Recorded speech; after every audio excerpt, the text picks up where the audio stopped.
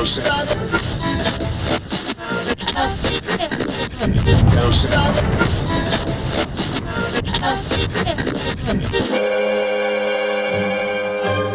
Price of Fear. Brought to you by Vincent Price.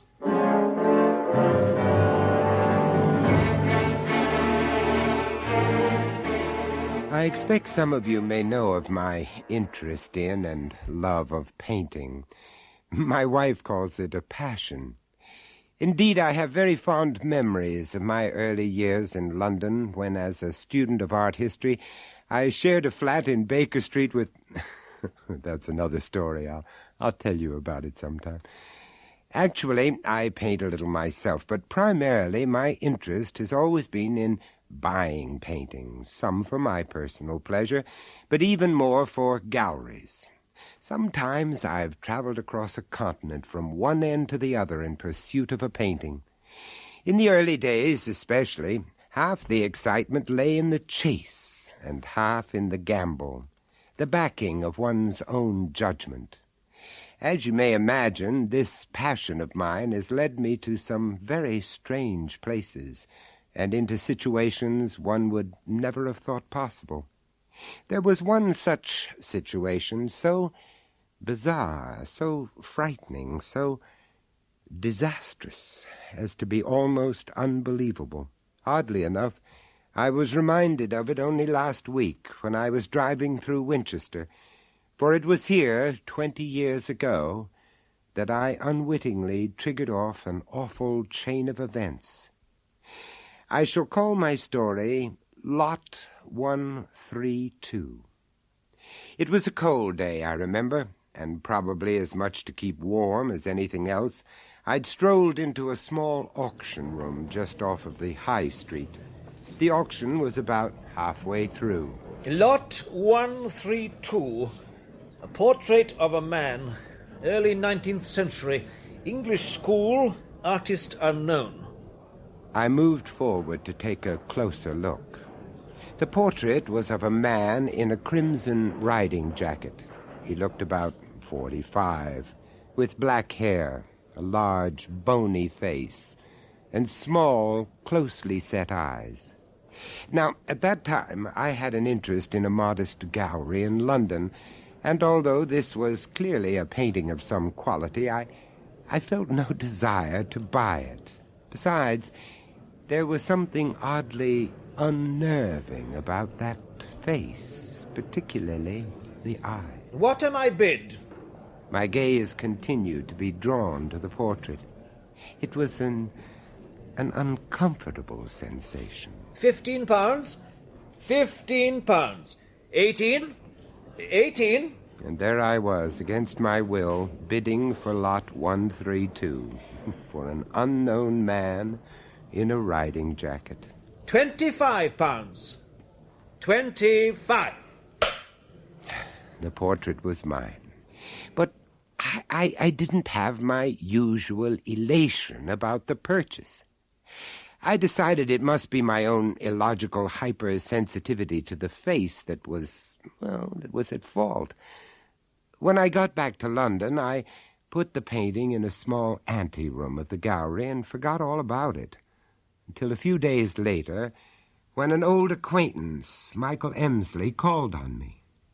"Oh, Michael, it's so good to see you." And what a surprise to find you here. Why aren't you in New York? Oh, that's next month. I can never keep up with you. How are the children? Marvelous. Simon away at school yet? No. At the last minute, we decided against it. Oh, why was that? It's very simple, really. Neither Marion nor I wanted some frosty matron to have the rest of his childhood. Right. You know, as a foreigner, I've never understood why the English take the trouble to have children, only to banish them for 8 months of the year to some Bastille of learning. Well, Marion's always been opposed to the idea. How is that beautiful wife of yours? Beautiful?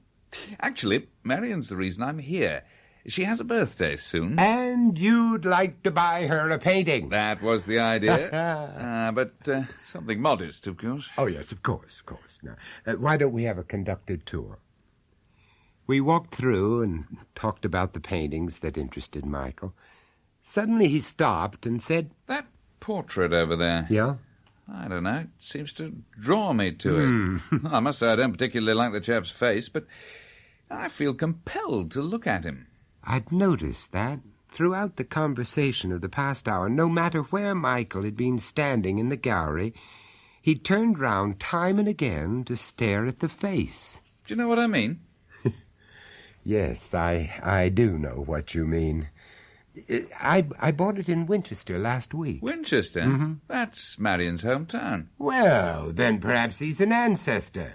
Vincent, what a good idea. Sorry, I'm not with you. Well, she's often said she'd like a few family portraits to sport on the walls. I see what you mean.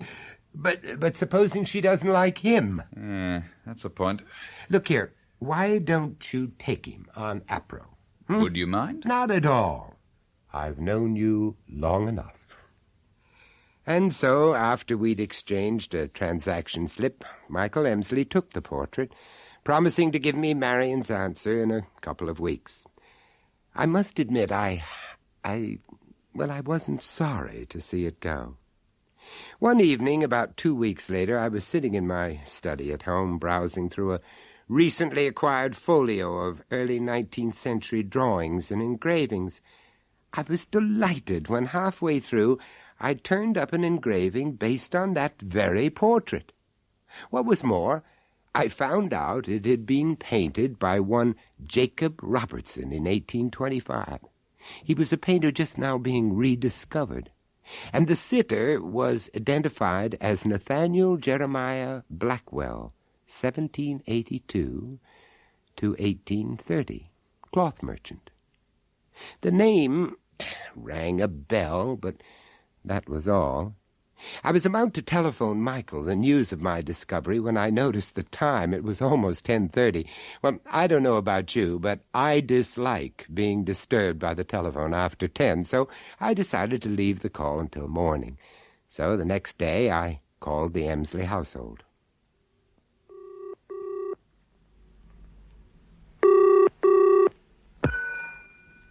Yes? Michael? No, sir. Oh, could I speak to Marion, Mrs. Emsley? I'm afraid not. Would you mind telling me who you are, sir? I didn't recognize the voice, but, well, very briefly I explained who I was and about the whole portrait business. You say you're a friend, Mr. Price. Yes. How long have you known them, sir? Oh, about 7 or 8 years. Why? Who are you? Chief Inspector Lowther, sir. Murder Squad. Within minutes I was in the car, heading for the Berkshire village where the Emsleys lived. All I could hear, all I could think about were the words, Murder Squad. What in God's name had happened? My heart was pounding as I drew up at the house. Chief Inspector Lowther met me at the door. Come into the sitting room, please, Mr. Price. All right. Oh, my God, Inspector. This room, it looks as if it had been ravaged by a madman. Madman's the right word, sir. Well, the Emsleys, Michael, Marion, where are they? Mr. Emsley's at headquarters, taken into custody. Custody? Why? Gave himself up, Mr. Price. What? And Mrs. Emsley's dead, sir. Murdered. Murdered? But what about the children? Oh, for pity's sake, Inspector, where are they? Let me take them. Let me look after them. They're dead too, sir. At this point, I felt physically sick. My knees seemed about to give way, so I sat down in the only chair left undamaged. As I did so, I noticed lumps and streaks of blood spattering the walls, the curtains, and the carpet. The inspector must have thought I was going to pass out because he poured me a brandy, and we went outside into the fresh air. Gradually, he told me the details. It happened about 10:30 last evening, sir. It seems that Mr. Emsley, for no apparent reason, suddenly went berserk and attacked his wife with a hatchet, then threw her body into the swimming pool. But, Inspector, it simply can't be true. Marion, he adored her. The children, what happened to them? Poison, Mr. Price. My God. Weed killer in their milk. Forensics say they were both dead by 9 o'clock. Did Michael Emsley do this, too? I'm afraid so, sir. It's just about the most hideous murder I've ever known. After that, the inspector questioned me about Michael. Well, not being a really close friend, I couldn't tell him very much, except that he was the gentlest of men and appeared to be completely devoted to his wife and family. There seemed to be no clue to this sudden, unaccountable violence.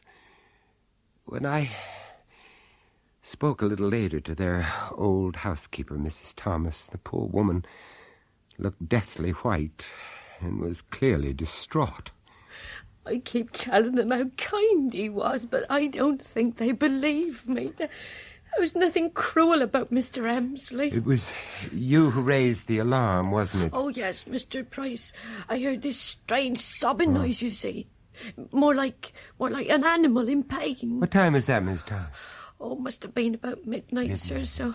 Well, I jumped out of bed, and that's when I found him. Where? By the swimming pool, sir. And it was too late to stop anything, Mr. Price. He'd already thrown poor Mrs. Emsley's body into... Yes. But look, did he try to attack you? Oh, no, sir. Crying like a baby he was. And when he saw me, you see, he told me about the children. Yes. Oh, my poor little loves. Oh, it's all my fault, Mr. Price. If only I hadn't let him take up their bedtime drink. Well, didn't he usually? Oh, no, sir, no. I did that, you see, always. But last night, he insisted. Insisted? How do you mean? Well, he fairly snatched the mugs off the tray and told me to get out the way. Well, that doesn't sound like him. No, sir, it wasn't. But, well, he had been a bit funny for about a fortnight. Funny, you mean bad-tempered then? Yes, yeah, with the children and with Mrs. Emsley, sir. Oh. Well, perhaps he was worried about his work. I couldn't say that, but I know Mrs. Emsley was worried about him. The way he'd sit in his study for hours, just brooding. Not himself at all. And he'd been like this for about 2 weeks. Just about, sir. Oh, dear, I can't believe it, Mr. Price. I can't believe it. Before leaving, the inspector reminded me about the portrait. When he saw the transaction slip, suggested that I take the painting back with me to London. It was hanging in Michael's study. For a moment, we looked at it together. A thoroughly evil-looking so-and-so, isn't he? Evil. That was it.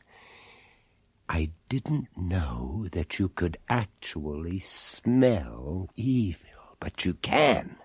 That study stank of it. Nathaniel Jeremiah Blackwell seemed to dominate us, and I felt an aura of what I can only call satanic triumph emanating from that canvas. But I tried to put this down to imagination and my own wretched state of mind. As I left the house, the police had started to empty the swimming pool of its red water. It was a sickening sight. Within hours, the portrait was once again in the back room of the gallery, and although privately I decided either to lose it or even destroy it, I said nothing to my partners. I could hardly tell them that I destroyed a painting of quality simply because I had a feeling about it. The next morning I flew to New York on my prearranged business trip, and a month later I found myself in a library in Washington, D.C. Idling away an hour or two, I came across a newly published encyclopedia of criminals and criminology. Flicking through the pages, I found this entry. Nathaniel Jeremiah Blackwell, 1782 to 1830. Hanged in London for the murder of his wife and children. Brutally assaulted wife with hatchet. Throwing body into river. Poison put in children's gruel. Nicknamed Killer Satan. So that was it. Blackwell's evil. It must still be alive. How else could one account for Michael Emsley's behavior? But despite instinct, I couldn't logically dismiss the possibility of coincidence. However, I didn't intend to take any chances. That portrait had to be destroyed. Immediately I cancelled all further engagements, and the next day flew back to London. Can you imagine my horror when on arrival at the gallery I found the portrait had been sold 3 weeks previously? I had to work quickly. The record showed it had been bought by a Peter Smythe living in Haywards Heath. I telephoned and spoke to his wife, telling her that there had been some confusion over the portrait, that my partner was unaware that I'd promised it to another client. Do you want to buy it back, Mr. Price? Mrs. Smythe, it would save me a great deal of embarrassment if that were possible. Well, so far as I'm concerned, by all means. I can't stand it. It gives me the creeps. What about your husband? Well, he seems quite fond of it. It's hanging in his study. I see. Do you think I have any chance of persuading him to part with the painting? You could come over and try, if you like. Thank you. This evening? Yes, but could you make it about 8:30? I'll have got the children to bed by then. We'll have more of a chance to talk. Yes, I understand completely. 8:30 then. Thank you, Mrs. Smythe. Goodbye. Coincidence? Imagination? I couldn't take the risk. This time I had to back my instinct. I had to get to the Smythe house before the children were put to bed. I arrived at about 8 and left the car parked outside the front gates. As I walked up the long drive, sheer natural curiosity urged me to peer through the window of a small garden shed. Standing on a workbench was a large tin, clearly marked weed killer, poison. I quickened my steps to the house. Approaching the front door, I could now see the gardens which lay at the back. When I saw a large ornamental fish pond, my stomach turned over. Weed killer? Water? Coincidence again? I rang the bell. Good evening. You must be Mr. Price. Yes, that's right. I'm sorry I'm a little early. Oh, that doesn't matter. I haven't quite got the children settled yet, but do come in. Thank you. Actually, I'm rather glad you are early. Oh. I haven't had a chance to tell him about this portrait business yet, but I'd like to explain about my husband. Well, is he ill? Oh, no. No, not physically, but he's become depressed about life in general, so he may give you the wrong impression. But how do you mean? Well, he's always been such a happy, easygoing person, no temperament at all, not like me. And he's changed? Oh, yes, totally. He's moody, he's irrational, and he's never been bad-tempered with me and the children for no reason. But now Miss Smythe, how long has this been going on? Oh, about 3 weeks. 3? I can't understand it. It happened almost overnight. 3 weeks, I see. But does he want to talk about it? I mean, communicate? Oh, no. No, that's just it. He takes himself off to his study and sits there for hours, alone. Well, perhaps he's overworked. Maybe he needs a holiday. Oh, we tried that a week ago. Was he any better? Much. But within a few hours of being home, he was just the same. Oh, I'm so worried about him. Do forgive me, Mr. Price, letting my hair down to a complete stranger. Please, not at all. You've actually been a great help. If there's anything I can do... Well, as a matter of fact, I hope things may be improving. Oh? Yes, just before you arrived, Peter insisted he took the children's bedtime drink to them. He almost threw me out of the kitchen. Mrs. Smythe, where is he now? He's in the kitchen making it. The kitchen door opened and Peter Smythe walked out, carrying a tray. There were 2 mugs of milk on it. I knew that I had to stop him, so I edged to the foot of the stairs. Quickly, I thought, if I held out my hand as if to shake his, I could easily send the tray flying onto the floor. Darling, This is Mr. Price. He wants Get to... out of my way. How do you do, Mr. Smythe? You stupid bloody Oh, fool! I'm so sorry. Oh, what must you think of me? Oh, Please. Peter, please, it was an accident. Forgive me. Damn you, damn you! May I help clear up the mess? No, really, I'll do it. So sorry, Mrs. Smythe. Look, I know this is hardly the time, but I really must talk to your husband about that portrait. Yes, of course. Where did he go? Into the study. The portrait's there, too. Thank you. We crossed the hall to the study. The door was closed. Darling? Darling? Someone to see you. Peter? Peter Smythe was sitting at the desk, his back towards us, staring up at the portrait of Nathaniel Blackwell.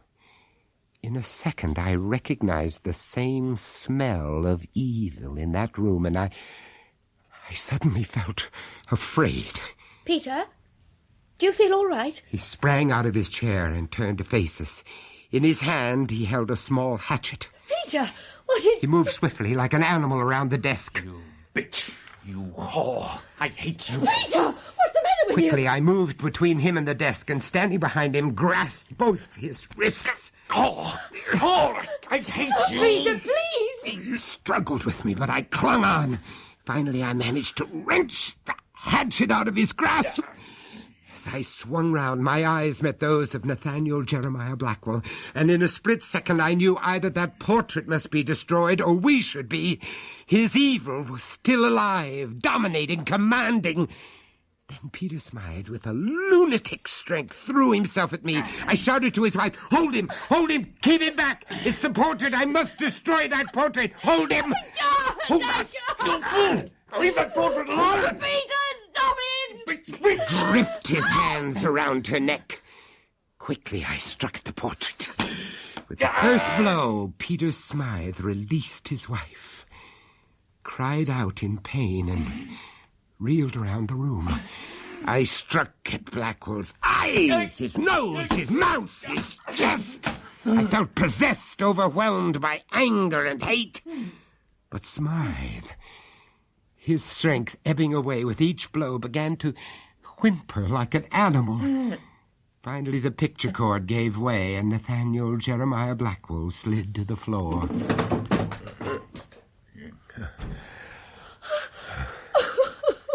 Peter, he's dead. No, Mrs. Smythe, he's not dead. Just wait a moment. Be patient. No, we must get a doctor quickly. No, please. there's no need for that. Your husband has simply been released. Peter.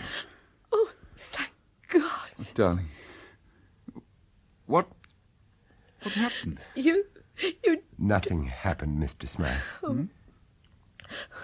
Will he remember, do you think? Only as one remembers a nightmare. At first, a few details will remain clear.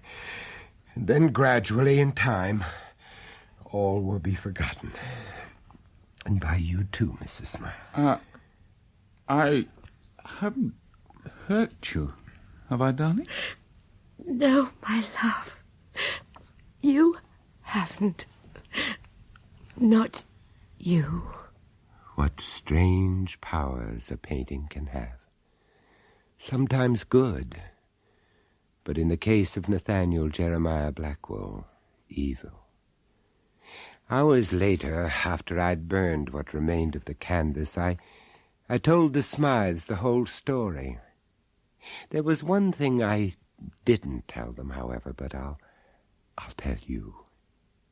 When the portrait crashed to the ground and Peter Smythe lay exhausted in his wife's arms, I noticed the vermilion paint of Blackwell's hunting jacket had come off the canvas and lined the knife edge of the hatchet. That was understandable, but why had so much appeared on my hands and streaked my wrists? Old paint should flake or powder. But this was wet, very wet.